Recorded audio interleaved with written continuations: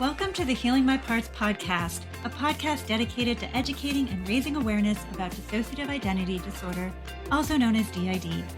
We are your hosts, the system behind Healing My Parts, which also includes parts that function as a therapist and leader in a mental health niche space.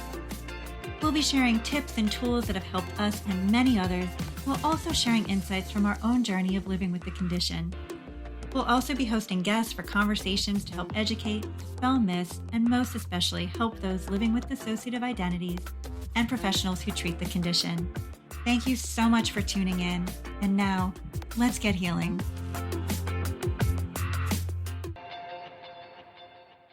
Welcome to the show, everyone. Thank you so much for joining us today. I'm really excited about the conversation that we have coming up for you.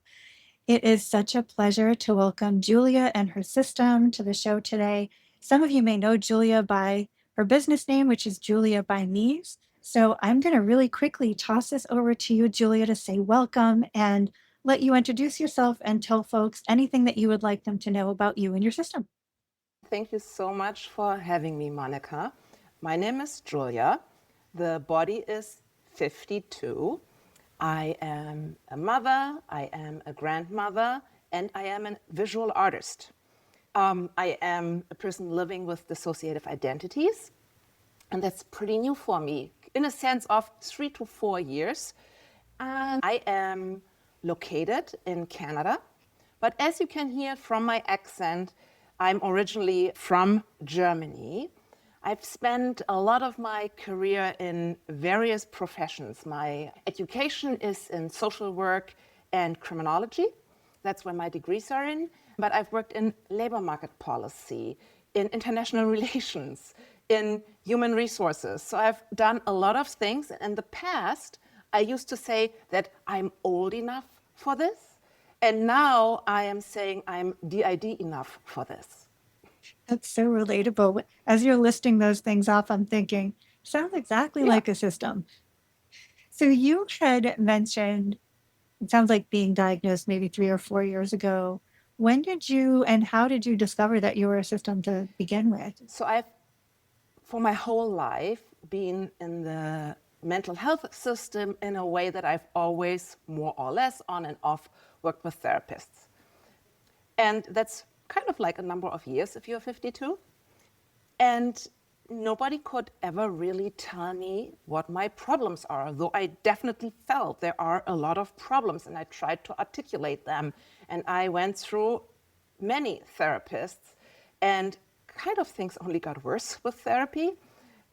And eventually one therapist said to me, after consulting and really putting a lot of work into this, I think what you have is structural dissociation. And I mean, we know that this is not a diagnosis, but it was still a really good starting point for me. At least I had a word, and in some way it is related and a terminology known in the DID community. And from there on, then I started my own research. And I would say it was like not a point when I realized I am living with dissociative identities. I don't like to say DID. I do this sometimes to simplify things, but I don't like the disorder part of DID. So I'm trying to like word and saying I'm living with dissociative identities. So it was, I think, a time span of 6 months where things became more and more clear to me, educating myself, reading, but also just listening to a lot of podcasts where it was like, yes, this. And this, yes, that's exactly how it is, OMG. And it was really all of a sudden, everything started to make sense. I mean, not everything, to be honest, no, obviously not everything at all. But just looking back and looking at my experience, this started to make sense. And it was like so big. Out of curiosity, was there a space where you were able to connect with other folks who were systems? Not at this point, that came later. At this point, it was really learning by myself and trying to figure this out. That was also a little bit a frantic time, I would say. But about 1 year later, I joined the Hearts Multiplied online community, and I'm still there. And I have been to the Healing Together conference, and I've met friends there. So community is key. I so agree. I was just curious because sometimes people will say, and I feel like that was the case from my system as well. When you connect with other systems, the affirmation that you get from that allows for more freedom of expression for each individual system somehow. Yes.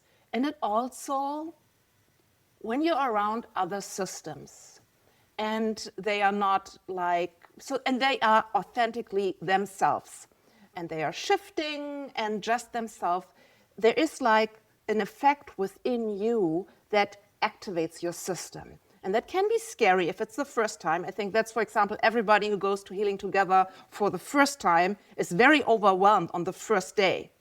But besides this being very activating and overwhelming, it's also just helping you to see and understand yourself better. There's a lot of healing in being around people who have the same experience and are themselves. So agree with that. I think sometimes as you're listening to folks talking about their own experience, it begins to articulate things that you experience that you didn't have language for, which is just really beautiful. And how should you have language for an experience you didn't know exist? I mean, you are taught that everything that happens between your two ears are thoughts.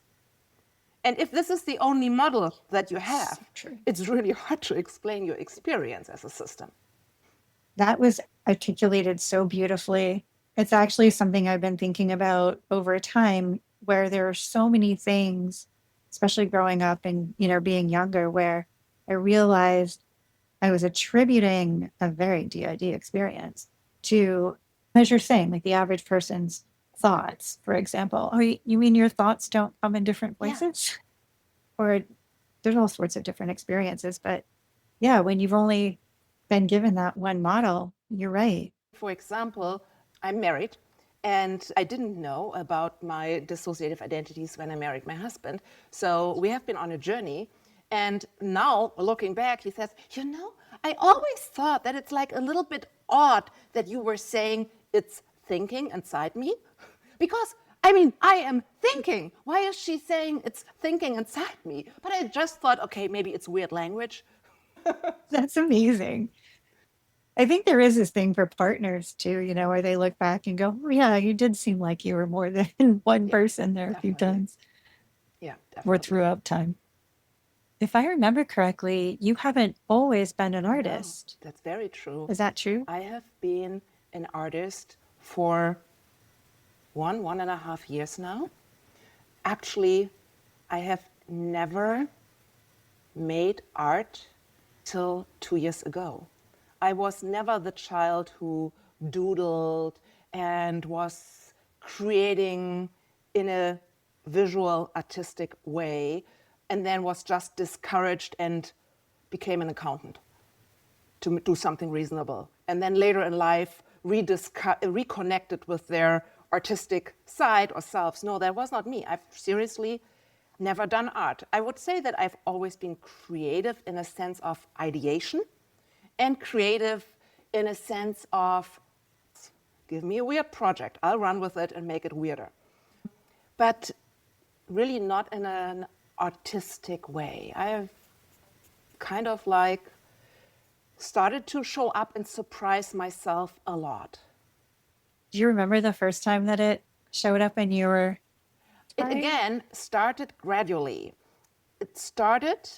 I've always been crafty. I've always liked to do a craft here, and I like to crochet and work with yarn, but not in an artistic way. For me, it's like, give me a pattern, give me a hook, give me yarn, and I'll follow the pattern, and I love this.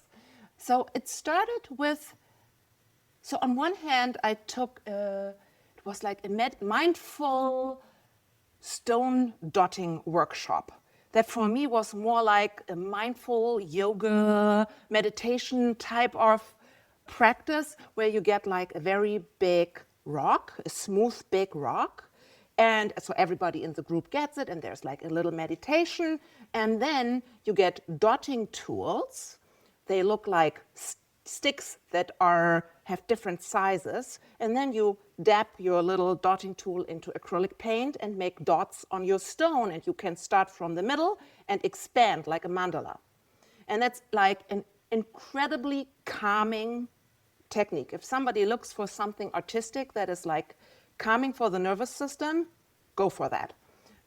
But I did not really consider that art. It was just calming and nice and mindful.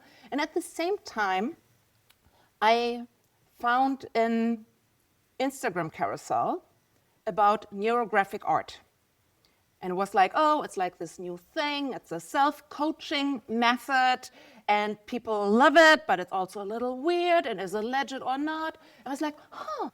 And I went down a pretty deep YouTube rabbit hole. Like, I think it was the biggest YouTube rabbit hole I've discovered so far. And I taught myself this method. But again, I did not consider it art. I approached it from this self angle, though it's art. And at some point, I realized, okay, this is nice, but it's also very limiting. Neurographic art has a lot of rules that do not really make sense to me. Some of them, yes, so in a sense of guidelines and direction, but they are very strict about their rules. And I was like, okay, let's break these rules. Let's not do what they say, but expand and develop it from here. And yeah, I started to do this, and I think that's when I started to do my own art, and when it started to become art, not me not knowing that it was art. It was still like, oh, I'm just like drawing a little bit, like this, doing this drawing thing. And I also did coaching at this time because I had resigned from work. That's about 2.5 years from now. And I was trying to figure out what I wanted to do to work. And in this coaching process, it became more clear that I am an artist. Just briefly, for people who don't know what neurographic art is, could you give them a brief definition of it? So it's a self-coaching method where you start with an inquiry, and then you have shapes and lines. And in traditional neurographic art, you have 3 shapes. You have the circle, the triangle, and the square, and they represent people, actions, and things in the widest sense. And then you use lines, and they call them neurolines. They are intuitive, free flow lines that go from one side of your paper to the other. So they don't start in the middle and they don't stop in the middle. They just go through. And with this, you are then transforming what you have put on the paper, your inquiry. And the idea is that, like, what started as your inquiry that you bring with these simple shapes and lines on the paper through using lines, and then also through rounding all intersections where the lines intersect, but also where the shapes and the lines intersect, you are rounding the corners so that everything starts to look very like organic. But the idea is that it's a transformation, and it's not only transforming the picture, but it's also transforming how you approach and how you think and what you know about this inquiry. That sounds really fascinating. In 2025, I taught a workshop at Healing Together about using neurographic art for internal communication, because I do think when we allow to break the rules of neurographic art and say, okay, let's approach this a little bit more loose, it's an amazing tool for internal communication, to facilitate internal communication. That I feel like will be so helpful for a lot of folks listening, because it's one of the biggest things that people are always looking for.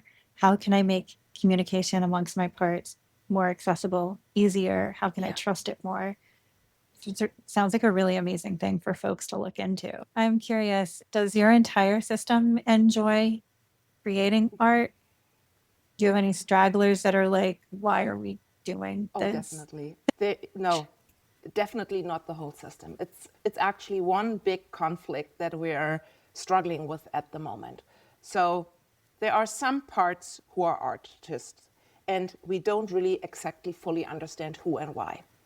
There are other parts who are really good at getting shit done, at administrative work, or at external facing, more extroverted parts. And that's great, because being an artist is a business, which means you have administrative work. So it's good to have parts who are good at that. But I, for example, have one voice who's very loud and clearly stating for a couple of months now, I am not an artist. But there's no more information. So a very clear, I am not an artist, but nothing more, no information what they want. But it's loud, repeated, very clear. There's no hesitation in this. And at this point, that's a challenge. And then there are other parts struggle with like just missing work, like old-fashioned being employed work and having colleagues and doing project work and getting all the good feelings on finishing something big on a really tight timeline in a very successful way and earning good money. So there's also like this side to it, missing this. Yeah. How do you manage the negotiation? I think not very successful. So to be honest, I feel that. So for the one who is very loud, we try to respect this because it is valid. It is difficult that we do not know what they want. Because if there is no, like, I am not an artist, but I don't know, I'm a butcher.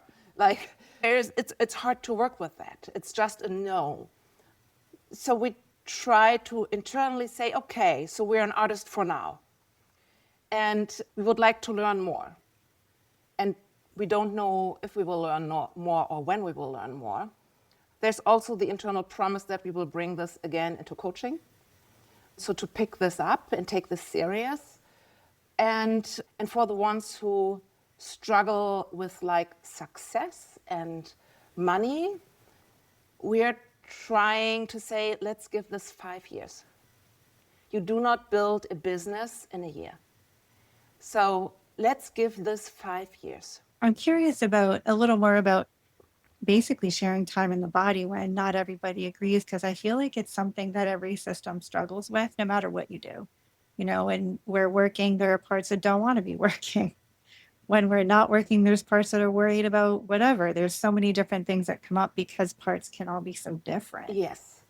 So again, I'm not good at this, but one way to navigate this is to ensure that there is art that is silly, that delights littles.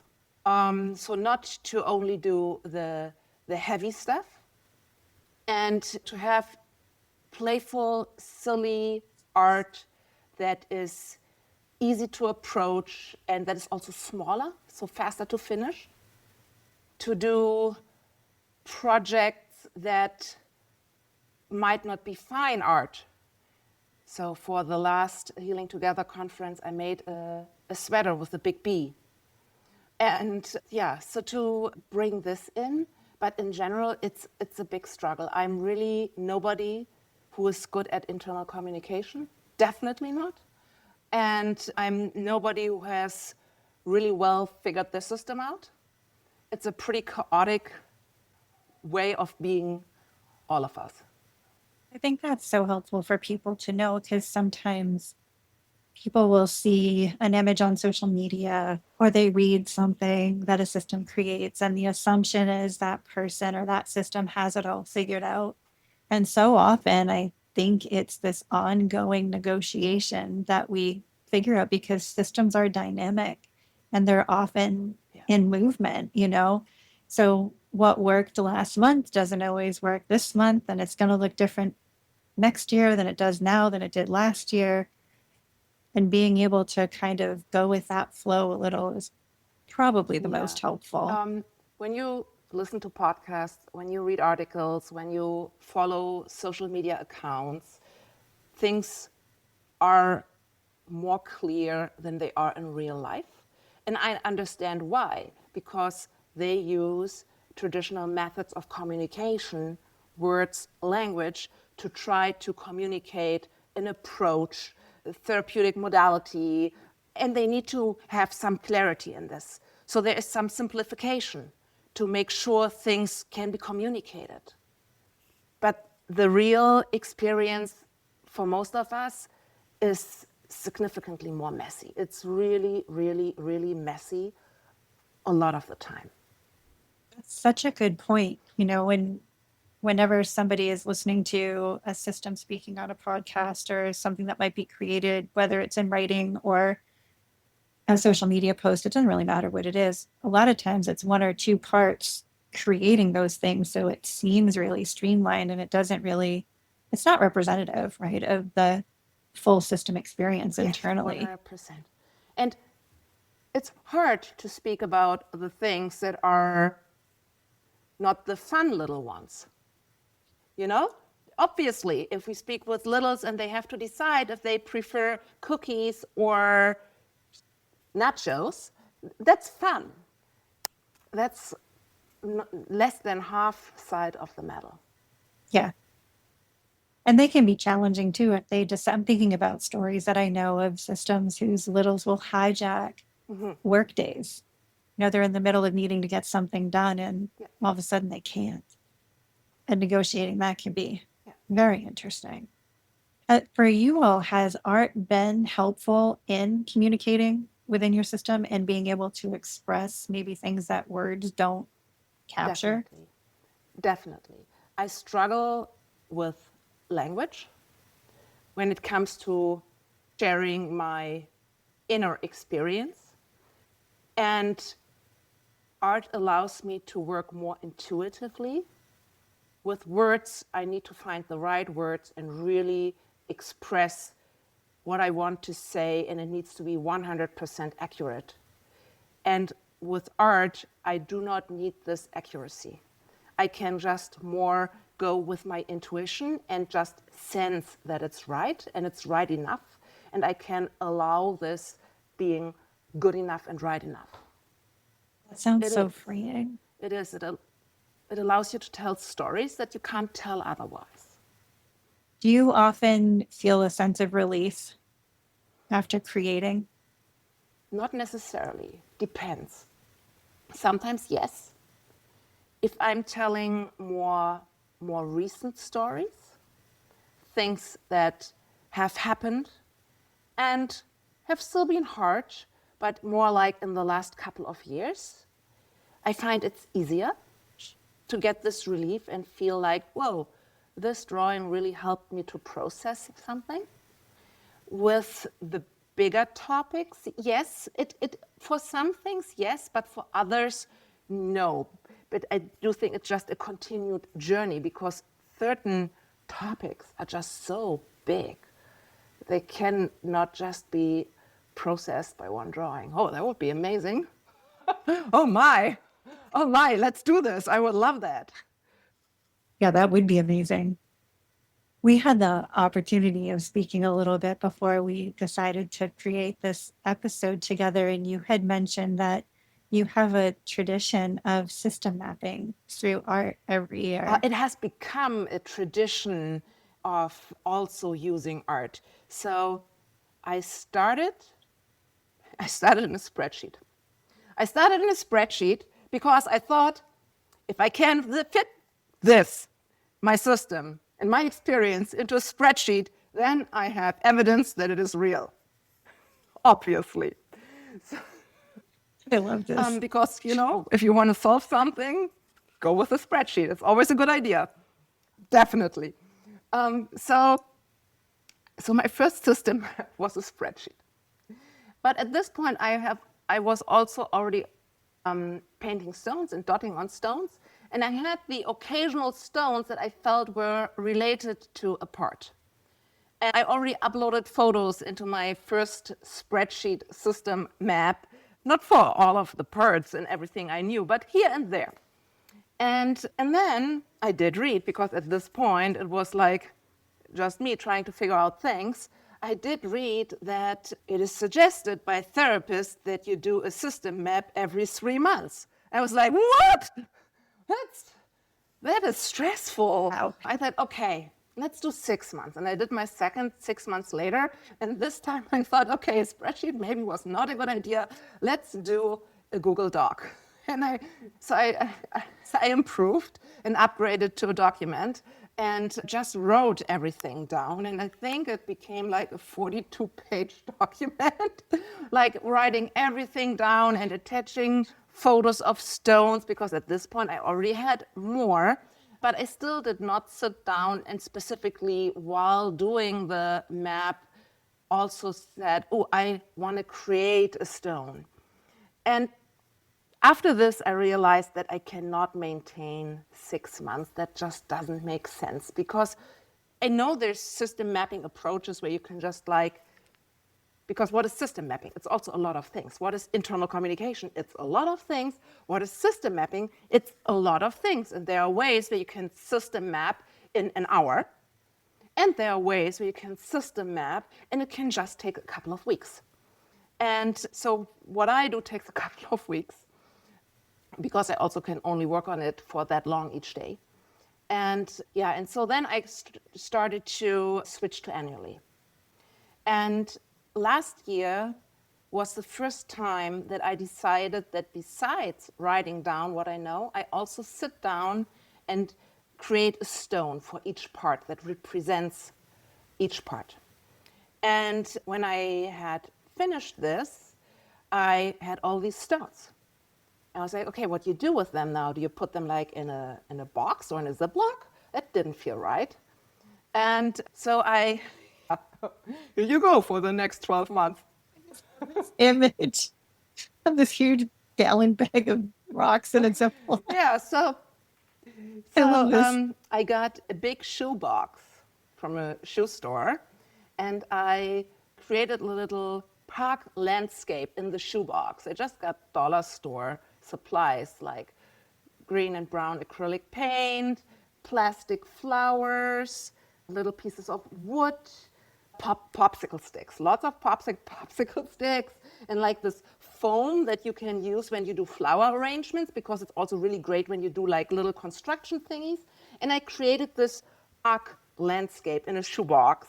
And so then the mapping stones could live in this park. And then for a while, I also used this landscape to position stones, and then you could say I used it as a way of internal communication. Hey, do you want to be in the sandbox, or do you want to play soccer, or do you want to be in the tent?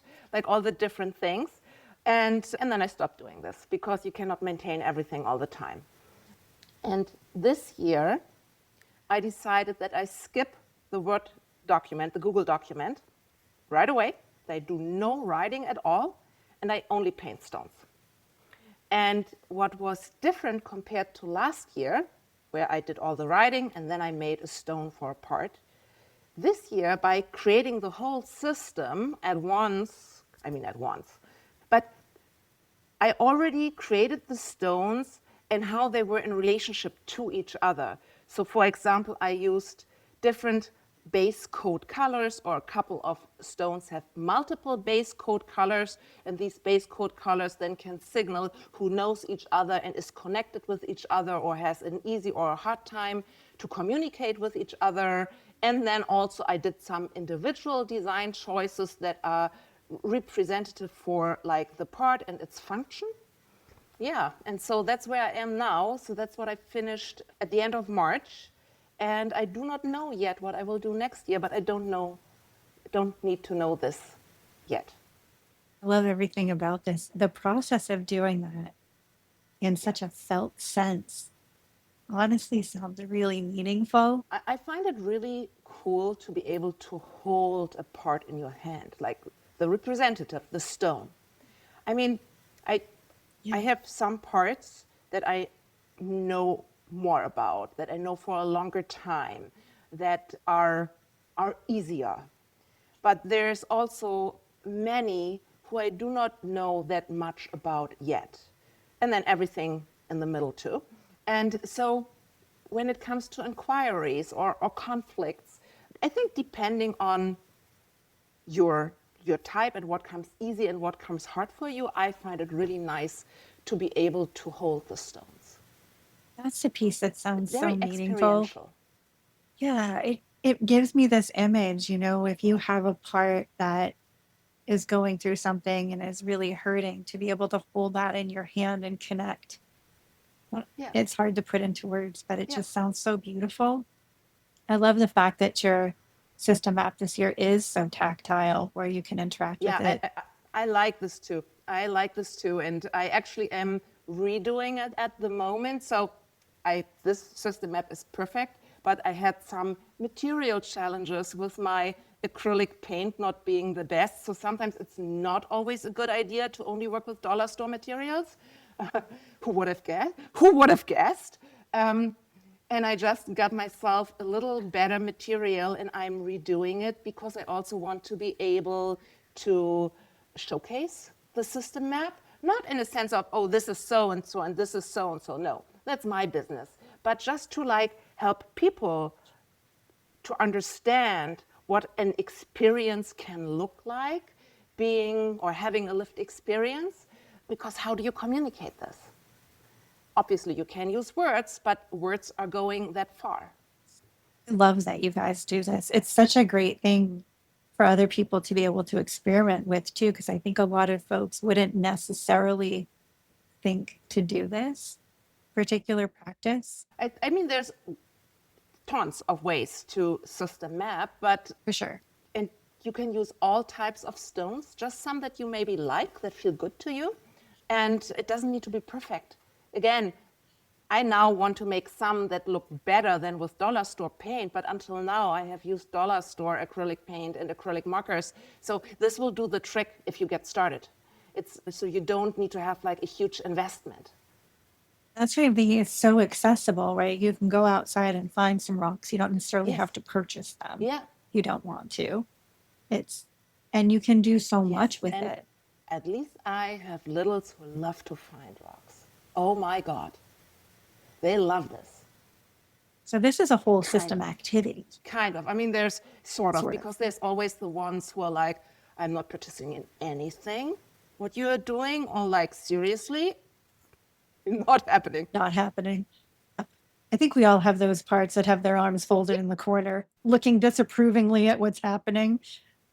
And you all found out, it sounds like, a bit later, so in your late 40s or so, about being a system. And I wonder, do you find that to have an upside, a downside? How are you with finding out later in life? I find that, reason I'm asking, some folks express pretty deep grief around not learning until later on, wishing that they could have learned when they were in their 20s. And other people just really taking it in stride and feeling like, God, this just makes my entire life make sense. And I feel so much more complete now, and anything in between. I have a couple of thoughts. I wish I would have known earlier, because I did show up. I looked for therapists. I tried to explain what's wrong with me, what my challenges are. I just made air quotes for wrong for everybody who cannot see me, like everybody. And there was no answer. But I do think, looking back, that I did give clear enough indications. And the reason why it was not diagnosed was that people were not educated. Therapists weren't educated. And I do think that certain things can be challenging when you have to relearn things later in life. It's more difficult to learn riding your bike with 50 than with 7. And if you have been forced into a way of thinking about yourself and your experience that is not plurality related, but you have kind of like taken your experience and forced it into this mold because that's what you were taught. You were taught what happens between your ears is thoughts. So now your model for this is thoughts. It's really not that easy to change and rearrange this very quickly, whereas I assume that when you're earlier in life, where just from a developmental standpoint, you are still in a process of building a sense of self because of the life stage that you are in. It might be just more organic to then work with the idea of, okay, how does it make sense to do this? Because now I know I'm a system. Whereas when you are this old menopausal woman, you know, let's be a little whiny here. So being this old menopausal woman, and all of a sudden you understand you are a zoo, That's not that easy. Oh my gosh. Yes. Yes. Things do change with Oh my menopause, God. don't they? Menopause is a bitch. Can we say that? Yeah. I mean, I've listened to podcasts that try to give it a positive spin, and I appreciate them. They were like, with like less estrogen, you become less people pleasing because you don't need to people please anymore because you do not need to reproduce yourself. Before you were like, here I am, give me your babies, because that's what you biologically want. But now with menopause, you're like, here I am, and this is the reality and the truth, and you just speak your truth. So great, I love this spin, but to be honest, it's really challenging. It's really challenging on a lot of levels. And I do think that how DID and menopause interact with each other has not been researched in a way yet that should be done. Because we know there's some research when it comes to menopause and mental health. Most of it focuses on depression and anxiety. I think there's also some that looks into schizophrenia. And they all show that the rates go up, that there's a clear link. Some are more biochemistry related, and I do not understand this because my brain does not understand biochemistry. But I can, for myself, say that menopause, perimenopause, menopause, and the discovery of my system went hand in hand. Oh, that's interesting, actually. My brain's going in multiple directions, which is, all the shit nobody tells you about menopause until you're in it and you go, are you kidding me? Yeah, I just thought the youngest has his driver's license and the oldest have bought their own houses, and now here's my life. But no, damn, there's not your life, there's menopause. Embrace it. Yeah. I'm very happy for all the people that have a positive spin on it. And there are things that are nice about getting older in life in terms of, I think not being as susceptible to societal demands. You care a little bit less the older you get. But I also think that's really complex in the context of a system where you have parts of self that are much younger that still are susceptible to those societal demands and who are simultaneously potentially living in a different time period and trying really hard to keep the body and the self safe. And that's complicated. Definitely. And also just the changes to the body, because the system lives in the body. Some are more connected to it than others, but all are in some way or another impacted by it. And that is just, it's complex. It's really complex. And I do think that it is important when you are a therapist or whatever type of practitioner treating people with lived experience to look into this. Because if you work with teenagers, you have a big awareness about puberty, about hormonal changes, and you would not treat them the same as like a 35-year-old. But why don't we do this with menopause? It's interesting from the lens of a clinician. If you have not gone through perimenopause and menopause yourself, if you're a younger clinician, you're treating an older client, I don't know that even enters into your mindset, even though clients are bringing it to you. My experience of being a client anyway, and talking to sometimes younger clinicians, if I say something about menopause, is a brushing off of like, oh yeah, I've heard so many people say that kind of thing. And maybe a joke around, oh, I can hardly wait until I get there, but not a recognition of how complex the transition through life really is. But I think it also has to do with the discourse, the public discourse not being loud enough and clear enough. And I think that is changing now, because I know younger therapists who are very empathetic, say, oh yeah, I observed this with my mother and my aunt. This is such a big change. So I do think when people start to speak about it and not hide it, then it's also something that not only people who have gone through perimenopause and menopause understand. So it's important that we speak about it. That makes so much sense to me. And having it be more accessible, I think now, I still feel like you need to seek it out. You need to go look for it, I don't find that it comes up That's organically correct. in your FYP or something like that. At least there's some literature that does exist. I feel like 20 years ago it was more sparse than what's out there now. There's more things available, Yes, which is really there's nice. more and more coming slowly. It's definitely growing, but it's not where it should be, not even close. Yeah.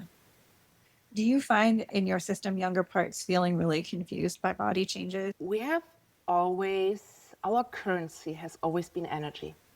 One thing that we have been blessed with were high levels of energy. And this is something that has changed with menopause. And so looking at myself and trying to understand, for example, why did I discover my system at this point? And then it's not like, the answer is complex. There's not just like one single explanation for it, but one thing I do think has to do with energy. So there was not this vast amount of energy anymore. I wasn't able to do, and get the good feelings from doing and achieving. And all of a sudden, other things came out because this was not able to cover it up and mask it anymore. I ran out of, maybe I didn't run out of currency, but I just have significantly less currency, energy, than I had before. Significantly. I'd say I have, I don't know, 35% of what I used to have.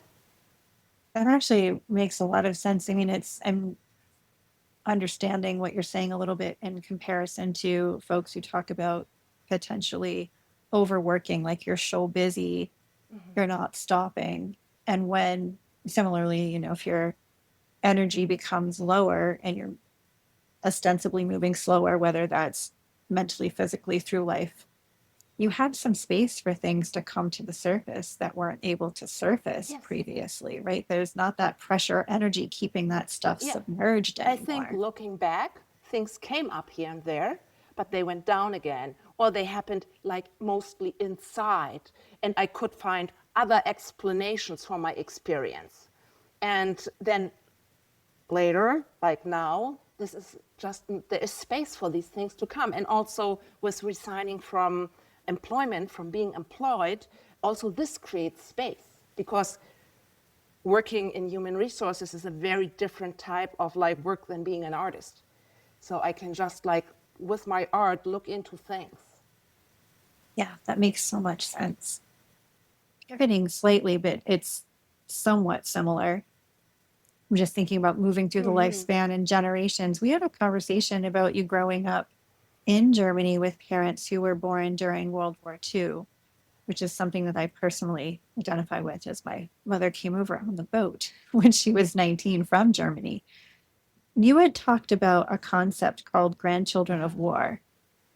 And it was really interesting to me what you had to say in terms of images and memories and experiences that might belong to another generation that we can experience. I wonder if you could explain that a little bit to folks, because I have a feeling it expands to this entire intergenerational trauma.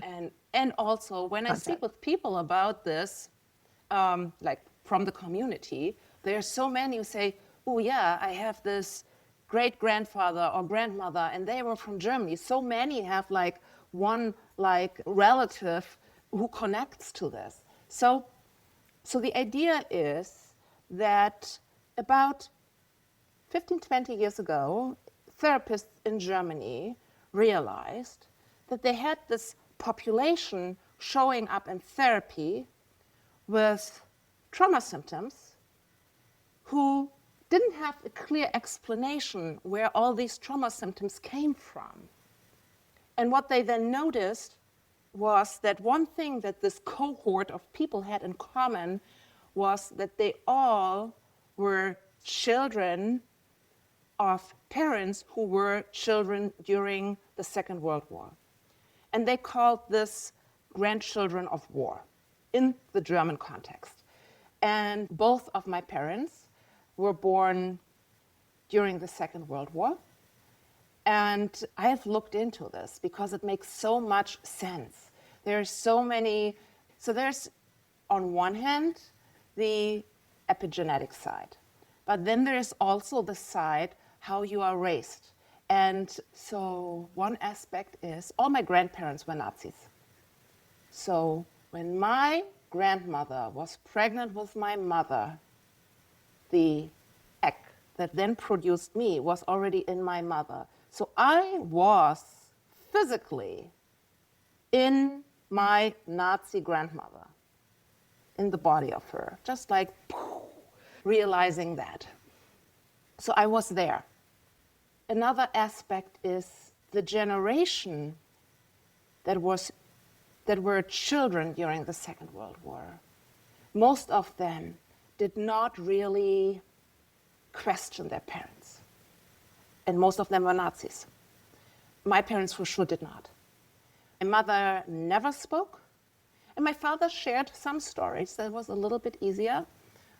And also, they were just highly traumatized because they were children during the Second World War and who never had an opportunity to process this because with their Nazi parents, there was no way to do this. And they didn't challenge it. And so they now raising their children, my generation, obviously continued. And there are certain themes. One is being extremely performance driven. Another theme is never feeling home. Another theme is difficulties in relationships. So certain themes are very trauma general or interpersonal trauma general, and others are more specific to the German experience. But yeah, all of these things just then continue to be given from one generation to the next. I think so much about the deep pain and trauma that people hold going through that experience, and partly thinking about some memories that my mother has shared, right? And that, similar to you, thinking about being present, as an egg in somebody else who's in somebody else, experiencing some really horrific things, tremendous loss. And it's interesting to feel on more of an energetic level some resonance. We were looking at Google Earth the other day. We were looking at the neighborhood my mother was born in, and she really got interested in being able to see the streets on Google Earth and that sort of thing. She's 84 now. And, it was like, put in this address. I want to see. That's where I grew up when I was a kid. And then she was talking about how the entire street was bombed and all these people that were lost, and this level of grief. I've never obviously personally lived through that. And yet there was this energetic resonance. And then depending on the age of the children, were they 10ish or were they babies? So how they then give the trauma to the next generation happens in a very different way based on what they still can remember or what just air quotes again, their body remembers. It's a big thing. And also, for most of them, the parents were Nazis. But that's not how they tell the stories. Most of them don't tell the story, say, hey, I was a Nazi. They will find explanations and it will sound very different. So if you are a grandchild of war, I would really like to encourage you to question the stories that you were told and do some of your own research. And yes, maybe these stories are correct, but in a lot of situations, they are just partially correct. And then to live with that, you also have this tension between the perpetrators, your grandparents were, and the victims, because if you're a child, you are a victim. The victims your parents were as children, but then when they grew up, they did not grow into taking the responsibility on working on the trauma and questioning their parents. So it's a really complex dynamic. I'm thinking about how that intersects and parallels to the trauma that many of us in this generation grew up with. We have our own trauma that potentially culminated in DID and this intergenerational trauma, and how that kind of weaves together in and out. It's really complicated. And there is no nice and clean way to figure this out. This is a messy process. I'm just curious if you have, and if you're willing to share, have you done any art around it in terms of just trying to express your own experiences with it? I have, and I'm constantly doing. So I have a couple of pieces that are only about this transgenerational experience, but I have also art pieces where different stories merge into each other, and one of the stories is about this transgenerational topic. I can just imagine how complex doing that is. The expression, the exploration, the curiosity, the grief, all sorts of things must be dancing together it is. there. But what is nice is that with art, and it being for me an intuitive way to approach this, I do not need to know all the facts, because there's no chance for me to know all the facts. And with this, I can my intuition and say, this feels right, and I'm bringing this onto paper, and I know that this is in some way my story. And sometimes it just like happens, it's just there, and I'm like, okay, I need to bring this on the paper. It's here in my brain. It's like, I would call it internal communication, somebody sharing like a visual with me, and I try to bring it on paper. And in other moments, it can be something that I read, and that then resonates with me and connects with my own story and interweaves with this transgenerational topic. And I try to like bring this on paper. And I'm currently experimenting with like a theme that has been a theme growing up, that is poison. Like when I grew up as a child, everything was poisonous. Don't warm up mushrooms, poisonous. Don't warm up spinach, poisonous. Don't eat the green of a tomato, poisonous. So it was a thing, everything was constantly poisonous. And a couple of years, I was reading letters my grandmother wrote in the late 1940s. And there was, sometimes it's more interesting what she does not write or how she writes things or like the little things. And there was just one sentence about, on this night, we almost poisoned us all. So in Germany, at the end of the Second World War and after, there were a lot of suicides, mass suicides. Depending on regions, there were certain regions where it was very condensed. And there's research about this, there are books about this. But it was all over Germany. And then obviously in the big cities, because there's a lot of people, it happened the most. I think Berlin had the highest number. And even if you look at high-ranked Nazis, they did the same, they killed themselves. And about 2 years before the end of the Second World War, the youth organization of Hitler handed out poison at the end of an opera installation in Berlin to the people who came out of the opera. So this was definitely a thing. And so apparently my grandmother had poison, and it was just this very small sentence. But it made me think, so if she's willing to write this one sentence down, I assume that almost was very almost. It was very close, because if not, she would have pushed it away like everything, because she didn't speak about things. And how do I envision this? Do I envision that she had already had all her 3 kids and her sister's 4 kids lined up in the kitchen, sitting next to each other? And so I'm just trying to envision this and saying, okay, my mother was 3.5, 4 at this time. So she likely does not have a story type of memory about this. But it makes so much sense with this background that this was a theme for her, is a theme for her. And with this, it really helps me to understand where all this, because if you're a child, this is a scary thing. If everything is poisonous, it means like everything can make you die, kind of. And then there's this whole set of rules around it. So yeah, so that's my next big project. Coming next month, I will work on this. And I have a pretty clear concept, and I'm very excited about this. And it's also the first time that I've parked an idea, because I was doing the mapping. There were so many things I said, no, but I want to hold on to this idea. I want to do it. And I've blocked time in May to get this started. It's really admirable how your system is able to move with thematics. I think about when you had just said literally a couple minutes ago, I'm never going to know all of the facts. And you're moving forward without knowing facts. There are so many people that struggle to get there, because they feel like they need to have all of the information. They need to have the precision, which you're right. None of us will ever have fully because even memory morphs and changes throughout time. It's not 100% infallible, no matter who you are or what you remember, right? Or think you remember. I think it's fair to correct the impression that I am good with not knowing all the facts and just moving forward and just trusting my intuition. Not at all.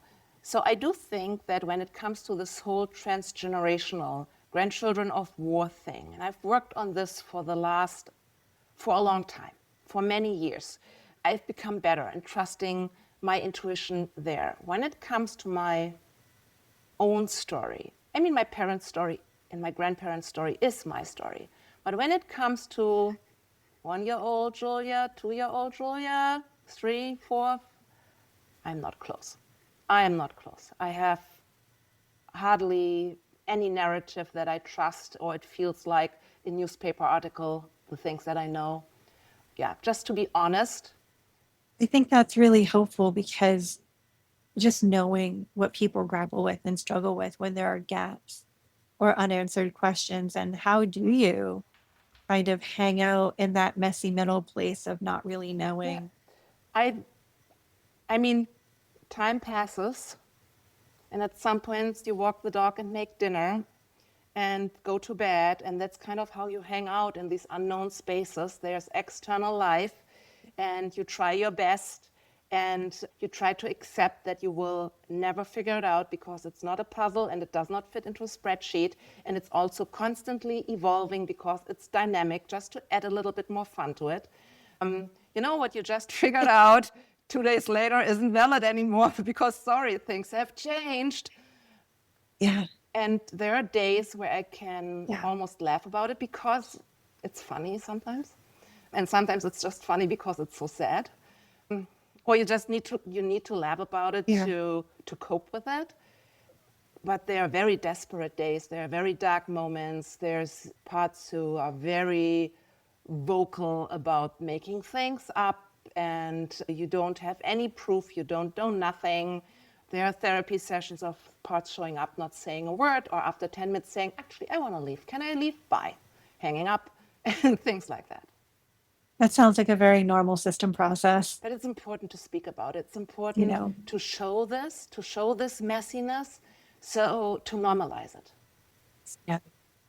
I love that you just illustrated the different opinions of different parts. And I hope that folks who are listening, who are supporters, friends, family of people who are systems, can hear the differences in how different parts present at different points in time, and to hold space for the transformation that's actually continuous in systems, right? So just because somebody might say on Tuesday, I think I have it all figured out and I'm completely at peace, please be prepared for Wednesday for that to not be the case, especially when there's another part who says, I feel horrible. I'm completely devastated by what happened. Yesterday's part might have been completely okay and at peace. Wednesday's part is not, right? And just says, I feel terrible and I have no clue why. I think that's a very common experience. Yeah. Yeah, especially for parts who do communicate through more somatic means, all of a sudden being completely feeling like you're leveled, almost going to fall down on your knees with grief or sadness or paralyzed by fear, but not a clue why. And beginning to ask, right? Like, who's there? What do you need? Yeah. Or even just thinking of what kind of comforting thing you can do. And then also not getting answers. Because, I mean, there are these smart things to do, but they often just don't work well enough.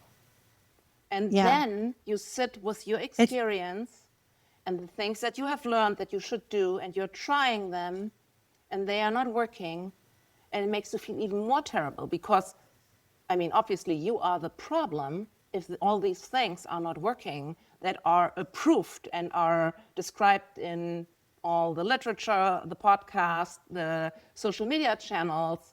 And you think, hey, I can't get DID right, I can't get healing right. Like, it's terrible. Yeah.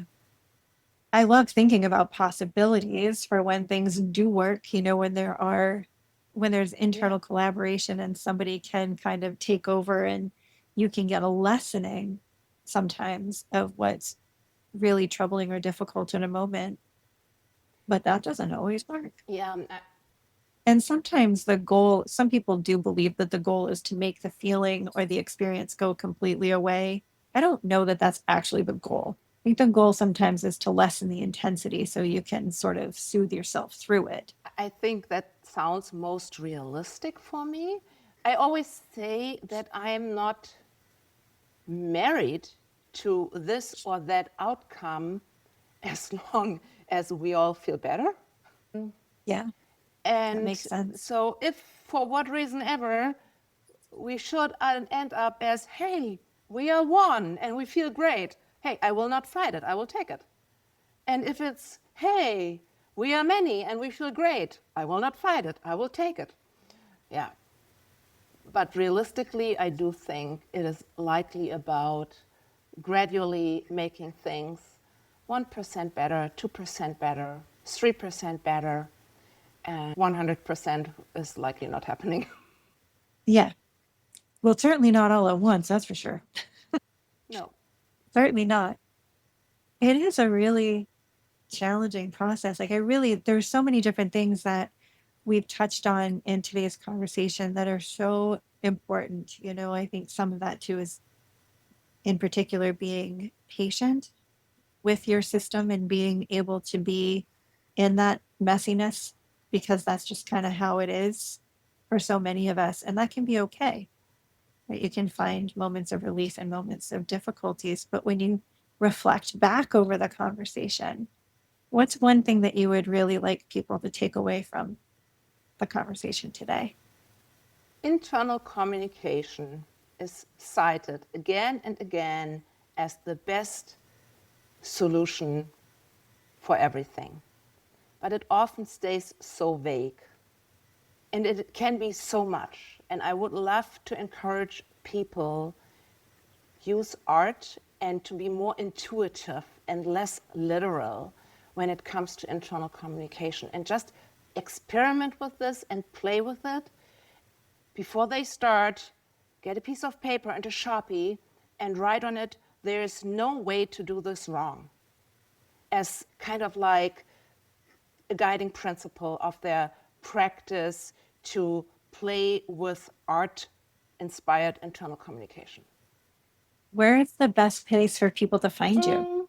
I do have a newsletter that I send out quarterly on my juliabymies.com.